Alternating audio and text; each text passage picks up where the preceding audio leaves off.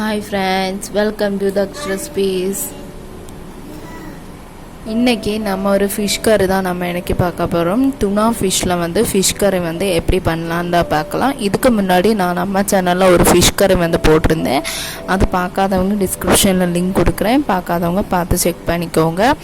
இதுக்கு வந்து first mixie ஜாரில் ஒரு சின்ன துண்டு வெங்காயம், சின்ன வெங்காயம் யூஸ் பண்ணலாம், அது நல்லா டேஸ்ட் கொடுக்கும்.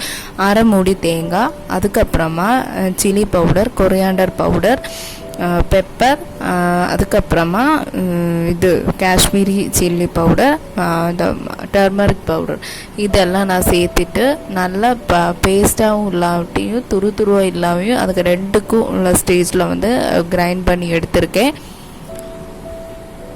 நம்ம வந்து இதை வந்து ஒரு மண் சட்டியில் வந்து நம்ம ட்ரான்ஸ்ஃபர் பண்ணிவிட்டு நம்ம வந்து புளி வந்து நம்ம சோக் பண்ணி வச்சுருந்ததை நான் வந்து வச்சுருந்தேன். மீன் வாஷ் பண்ணும்போதே வச்சுருந்தேன். அதை வந்து நீங்கள் சின்ன எலுமிச்சைப்பழம் சைஸுக்கு புளி வந்து கரைச்சி ஊற்றிக்கோங்க. அதுக்கப்புறமா உப்பு வந்து சேர்த்துக்கோங்க. இந்த ஸ்டேஜில் வந்து நம்ம வந்து உப்பும் புளியும் நல்லா கூடுதலாக இருக்கிற மாதிரி சேர்க்கணும். அப்போ தான் கறி வந்து கொதித்து வரும்போது கரெக்டாக இருக்கும். இந்த ஜாரில் கொஞ்சம் தண்ணி ஊற்றிட்டு வாஷ் பண்ணி இதில் வந்து சேர்த்துக்கணும். நல்லா தண்ணி விட்டுறாதீங்க, கொஞ்சம் மீடியமாக விட்டுக்கோங்க. அப்போ தான் கறி வந்து நல்லா டேஸ்ட்டு கொடுக்கும். இப்போ வந்து நல்லா மிக்ஸ் பண்ணிட்டோம். இப்போ வந்து காரம் கம்மியாக ஆனதுனால நான் வந்து பெப்பர் தூள் வந்து சேர்க்குறேன்.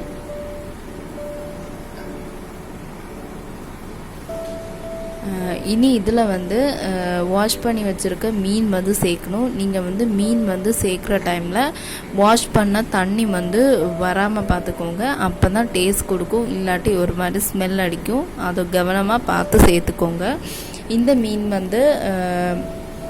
மீன் வந்து சிக்கன் மாதிரி இருக்கும், ஆனால் நல்லா டேஸ்ட்டாக இருக்கும். இது பிளாக்காகவும் வைக்கலாம், தேங்காய் வந்து வறுத்தரைச்சும் வைக்கலாம். அந்த ரெசிபி வேணாலும் நான் இன்னொரு நாள் போஸ்ட் பண்ணுறேன். இந்த மீன் வந்துட்டு மீன் வந்து சேர்த்தாச்சு. எனக்கு வந்து புளி கம்மியாக இருந்ததுனால நான் ஒரே ஒரு சின்ன தக்காளி மட்டும் சேர்க்குறேன். நீங்கள் வந்து மாங்காய் வேணாலும் சேர்த்துக்கலாம், மாங்காய் சேர்த்தா புளி தேவையில்லை. அதுக்கு முன்னாடி 2 பச்சை மிளகா வந்து காரத்துக்கு அந்த ஃப்ளேவர் வந்து மீனில் சேர்க்கும்போது நல்லா இருக்கும். ஸோ அதனால் 2 பச்சை மிளகா வந்து கீறி நான் சேர்த்துக்கிறேன். கட் பண்ணி 2ஆக கட் பண்ணி தான் நீங்கள் சேர்க்கணும், அது வந்து நல்லா தனியாக ஒரு ஃப்ளேவர் கிடைக்கும். அதுக்கப்புறமா தக்காளி வந்து 4ஆக கட் பண்ணி சேர்த்துக்கலாம். இதில் வந்து சேர்த்தாச்சு. அதுக்கப்புறமா கேஸ் ஆன் பண்ணிவிட்டு இது ஹை ஃப்ளேமில் வந்து வச்சுக்கோங்க. வச்சுட்டு இப்போ வந்து 1 டேபிள் ஸ்பூன் கோகோனட் ஆயில், பச்சை வெளிச்செண்ணெய் வந்து சேர்த்துக்கணும், கோகோனட் ஆயில். அப்போ வந்து இந்த ஃபிஷ்ஷுக்கு வந்து நல்ல ஃப்ளேவர் கிடைக்கும். கறி லீஃபும் இந்த ஸ்டேஜில் வந்து நீங்கள் சேர்த்துக்கலாம், நான் சேர்த்துக்கலை. இது வந்து கிண்டக்கூடாது, நல்லா துணி வச்சு இந்த மண் சட்டியை வந்து குலுக்கி தான் விடணும். நான் வந்து லைட்டாக கவனமாக நீங்கள் வந்து இந்த மாதிரி செய்யலாம், நான் கொஞ்ச நாளாக இப்படி பண்ணுறேன். இல்லாட்டி நீங்கள் குலுக்கி விடணும்.